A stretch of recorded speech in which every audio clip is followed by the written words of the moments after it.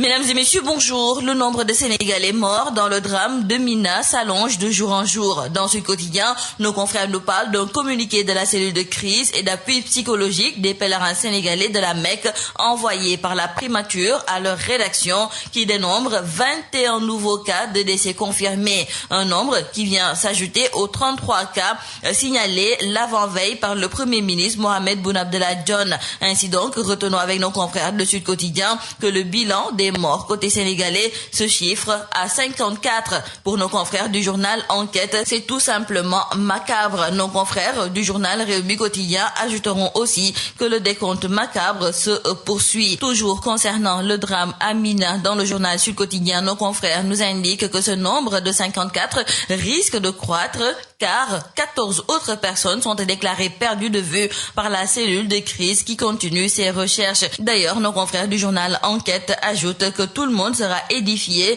le 12 octobre avec le retour du dernier vol. Et hier, en Conseil des ministres, le chef de l'État Macky Sall a salué la dignité, le patriotisme, la solidarité et la résilience des Sénégalais face à ce drame. Nos confrères du quotidien Le Soleil nous font savoir qu'à l'occasion du Conseil des ministres, le chef de l'État a rappelé au gouvernement l'impératif d'accompagner les blessés, les familles éplorées et d'encadrer au mieux le retour des pèlerins. Et dans ce cadre, le chef de l'État a décidé d'octroyer une rallonge budgétaire de 100 millions de francs CFA à répartir entre le commissariat général, la commission médicale de la cellule de crise. Les rumeurs faisant état d'une volonté de démission du chef du gouvernement n'ont pas plu au chef de l'État Macky Sall. D'ailleurs, ce dernier, nous disent nos confrères du journal L'Observateur, a même décidé de traquer ceux qui tentent de saper la cohésion gouvernementale. Restons avec nos confrères du journal L'Observateur qui nous font savoir que pour la première fois de l'histoire du Sénégal, le budget national a dépassé la barre des 3000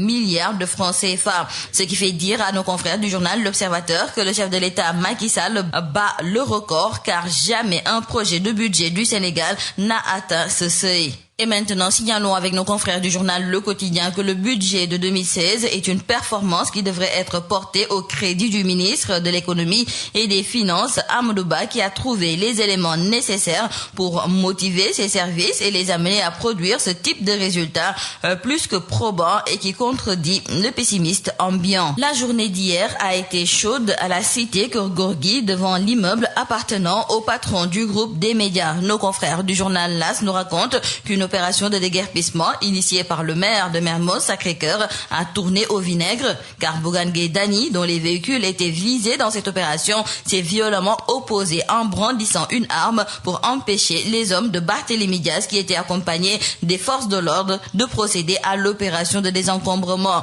Nos confrères continuent en nous disant que ce différend semble être le prolongement de l'affaire des régies publicitaires, mais il a pris cette fois-ci une autre tournure et donc pendant plusieurs heures, Bougane Gueye Dany et Barthélémy Dias se sont regardés en chien de faïence. Parlons à présent avec nos confrères du journal Libération de cette enquête de la Coalition pour la protection du patrimoine génétique africain et du réseau d'études des dynamiques transnationales et de l'action collective. Cette étude révèle le vaste pillage des terres sénégalaises par une poignée de personnes et d'entreprises. Et toujours selon nos confrères du journal Libération, le plus grand braquage a été sans doute signé à Mbane où des autorités de l'ancien régime et des étrangers disposent de 240 000 hectares. Notons également avec nos confrères qu'à Saint-Louis, l'enquête informe que de très grandes superficies sont actuellement entre les mains des privés qui ont acheté les terres jusqu'aux abords des villages. Et nous terminons par le sport. À la une de Jour de Sport, nos confrères nous parlent de ces forfaits répétés dans la tanière et toujours selon nos confrères,